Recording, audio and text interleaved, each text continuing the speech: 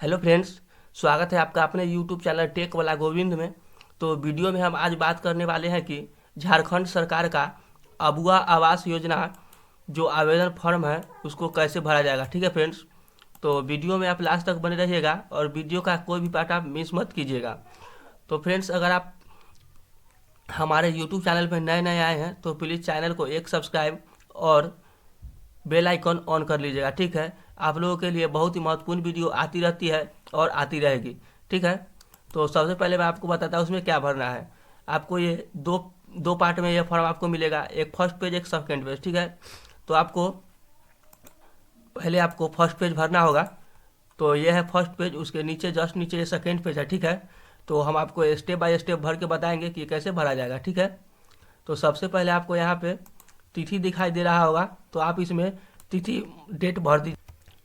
उसके बाद आपको यहाँ पे आवेदन संख्या दिखाई दे रहा है, तो आवेदन संख्या आपको नहीं भरना है, ये आवेदन संख्या ब्लॉक वाले भरेंगे। ठीक है, तो इसको आपको छोड़ देना है। उसके बाद नीचे की ओर आना है। नीचे की ओर आने के बाद आपको यहाँ पे जिला दिखाई दे रहा है, जिला। इसमें आप अपना जिला का नाम भर दीजिएगा। जैसे कि मेरा नाम जिला का वैशाली है, तो मैं यहाँ पे वैशाली भरूंगा। आप अपना जिला का नाम यहाँ पे भर दीजिएगा। उसके बाद आप अपना प्रखंड का नाम इसमें भरिएगा, जस्ट इसके सामने भरिएगा। उसके बाद यहाँ पे पंचायत है, तो यहाँ पे पंचायत का नाम भर दीजिएगा। उसके बाद यहाँ पे गांव का नाम भरिएगा। ठीक है, उसके बाद नीचे की ओर आ जाना है। नीचे की ओर आने के बाद आपको लाभुक का नाम दिखाई दे रहा होगा, यहाँ पे ये यहाँ पे दिखाई दे रहा है। लाभुक का नाम मतलब होता है जो अबुआ आवास योजना से लाभ लेना चाहते हैं, उनका यहाँ पे नाम लिखाएगा, उस व्यक्ति का नाम लिखा जाएगा। ठीक है, तो आप अपना यहाँ जिस व्यक्ति का इसमें अबुआ आवास योजना का लाभ लेना है वो व्यक्ति अपना नाम यहाँ पे लिखेंगे। उसके बाद पिता का नाम, पिता पति का नाम इसमें है, तो आप इसमें उनका नाम भर दीजिएगा। ठीक है, यहाँ पे उसके बाद यहाँ पे है लिंग, पुरुष या महिला। अगर आप पुरुष है तो पुरुष, इसमें पुरुष में टिक करके यहाँ पे पुरुष लिख दीजिएगा। महिला है तो महिला में टिक करके महिला लिख दीजिएगा। ठीक है, उसके बाद वर्ग श्रेणी, SC ST माइनॉरिटी जनरल। आप कौन से कास्ट में आते हैं? जनरल में, तो जनरल में टिक कीजिएगा। SC है तो ST, जिसमें आप है तो उसमें आप टिक कर दीजिएगा। उसके बाद यहाँ पे जन्म तिथि है, तो जन्म तिथि में आपको जन्म तिथि है उनका भर देना है, लाभुक का। ठीक है, उसके बाद उसका उम्र लगेगा, यहाँ पे कितना साल हुआ है उनका, तो आप वो यहाँ पे भर दीजिएगा। उसके बाद आपको जॉब कार्ड नंबर भरना है। देखिए यहाँ पे जॉब कार्ड नंबर, कोई लेबर कार्ड वगैरह है तो वो जॉब कार्ड नंबर आप यहाँ पे भर दीजिएगा। उसके बाद उनका आधार नंबर मांगा जा रहा है, तो आप इसमें आधार नंबर उनका भरिएगा। उसके बाद यहाँ पे उनका किसी भी बैंक का खाता हो तो आप यहाँ पे उनका खाता का नंबर लिख देना है। उसके बाद खाते का IFSC कोड लिख देना है यहाँ पे। उसके बाद नीचे की ओर आना है। नीचे की ओर आने के बाद आपको बैंक का नाम यहाँ पे दिखाई दे रहा है, तो आप बैंक का नाम इसमें भर दीजिएगा। ठीक है, यहाँ पे सामने बैंक का नाम लिख दीजिएगा। उसके बाद यहाँ पे आपको दिखाई दे रहा है पारिवारिक विवरणी। पारिवारिक विवरणी में आपको क्या बताते हैं, देखिए वैसे ही आपको भरना है, गलत कुछ नहीं करना है। सबसे पहले आपको एक यहाँ पे परिवार के सदस्य का नाम यहाँ पे दिखाई दे रहा है। यहाँ पे देखिए घेरा में है परिवार के सदस्य। उसके बाद पिता का नाम है, उसके बाद माता का नाम है, उसके बाद जन्म तिथि है, उसके बाद आवेदक के साथ संबंध है। ठीक है, तो इसमें फर्स्ट में आपको यहाँ पे मुखिया दिखाई दे रहा है, तो आप इसमें परिवार के मुखिया का नाम लिख दीजिएगा। जैसे कि गोविंद कुमार है परिवार के मुखिया का नाम, तो आप यहाँ पे ओ लिख दीजिएगा। ठीक है, जो है उसके बाद उनके पिता का नाम इसमें मांगा जा रहा है। उसके बाद उसके माता का नाम इसमें मांगा जा रहा है। उसके बाद जन्म तिथि मांगा जा रहा है। उसके बाद आवेदक के साथ उसका संबंध क्या है। उसके बाद जन्म तिथि, आवेदक के साथ उसका संबंध क्या है। अगर आवेदक उनके पिता है तो आप पिता लिख दीजिएगा, भाई है तो भाई लिख दीजिएगा। ठीक है फ्रेंड्स, उसके बाद नीचे की ओर आ जाना है। नीचे की ओर आने के बाद आपको यहाँ पे सेकेंड नंबर में जितने भी परिवार का नाम है, परिवार में सब सदस्य का नाम लिख देना है, बेटा बेटी सबका इसमें नाम लिख देना है। ठीक है, उसके बाद नीचे की ओर आ जाना है। नीचे की ओर आने के बाद आपको आय का स्रोत क्या है, कृषि है, नौकरी है, आप अपने हिसाब से वो स्रोत लिख दीजिएगा। अगर आप कृषि है, कृषि में रहते हैं, कृषि में विलीन रहते हैं, तो कृषि लिख दीजिएगा। वार्षिक आय कितना है, 50,000 60,000, मतलब एक साल में कुल इनकम कितना है, तो वह 1 लाख से नीचे ही भेजिएगा, ठीक है। उसके बाद वर्तमान में आवास की स्थिति, अगर आपके पास आवास है तो यहाँ पे हाँ में टिक कीजिए, नहीं है तो नहीं में टिक कीजिए। कच्चा आवास है तो हाँ में टिक कीजिए, नहीं है तो नहीं में टिक कीजिए। अगर हाँ तो आवास में कितने कमरे हैं, अगर है तो यहाँ पे आपको कितने कमरे हैं वो लिखना पड़ेगा। अगर आपके पास एक कमरा है तो एक लिख दीजिए, यहाँ पे 2 कमरे हैं तो 2 लिख दीजिए, ठीक है। उसके बाद आपको यहाँ पे दिखाई दे रहा है पक्का आवास, अगर आपके पास पक्का आवास है तो हाँ में टिक कीजिए, नहीं है तो नहीं में टिक कीजिए। अगर हाँ तो आवास कितने कमरे हैं, अगर पक्का आवास है आपके पास तो उसमें कितने कमरे हैं आप वो यहाँ पे लिख दीजिए। उसके बाद नीचे की ओर आना है, तो नीचे की ओर आने के बाद एक पेज मेरा सक्सेसफुल भरा गया है।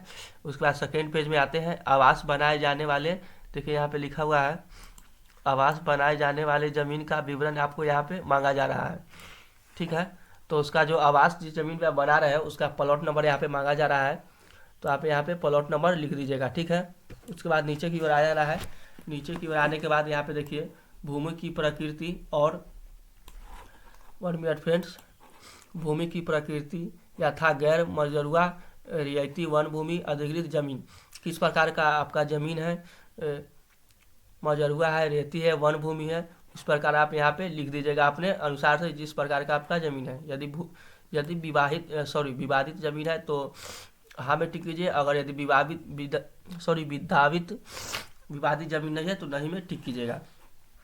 क्या आप आदिम जनजाति से है, अगर हाँ तो हाँ में कीजिए, नहीं तो नहीं में क्लिक कीजिए, ठीक है। उसके बाद नीचे की ओर आ जाना है।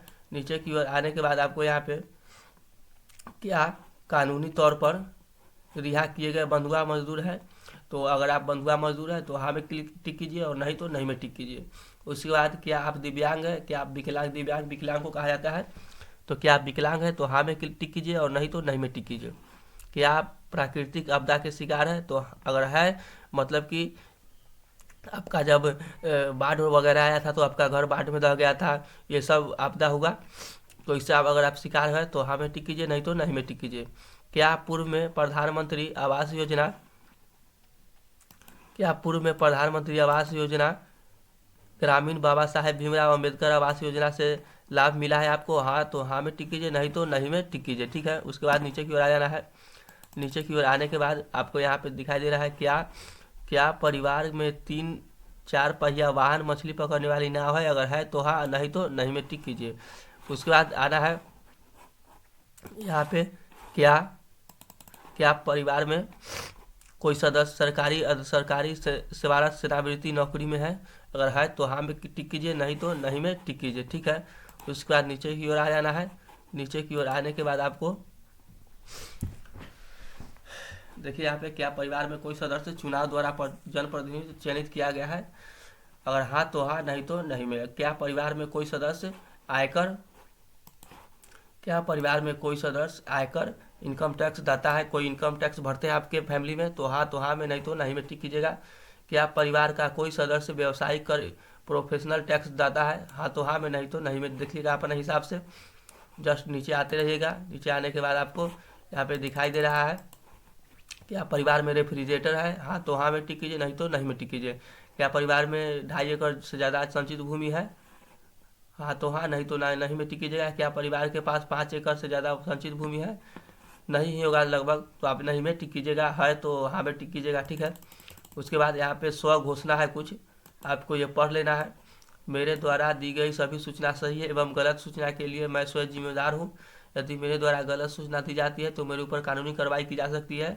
अगर इसमें आप किसी भी प्रकार का गलत सूचना भरते हैं, अगर है तो नहीं में भर देते हैं और नहीं है तो है में भर देते हैं, तो आप पे यहाँ पे कार्रवाई किया जा सकता है, ठीक है। आपको यहाँ पे आवेदक का हस्ताक्षर तथा अंगूठे का निशान, अगर आप हस्ताक्षर करते हैं तो इसमें आपको हस्ताक्षर मांगा जाएगा, अगर अंगूठा का निशान मारते हैं तो अंगूठा का निशान मांगा जाएगा, ठीक है फ्रेंड्स।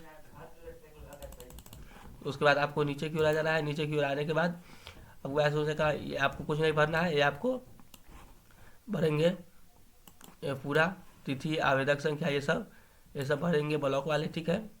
आप यहाँ पे प्रखंड का नाम, जिला का नाम, ये सब भरना है, भर दीजिए, ऐसा छोड़ दीजिए, नहीं तो ये आपको ब्लॉक वाले भर देंगे सारा का सारा, ठीक है फ्रेंड्स।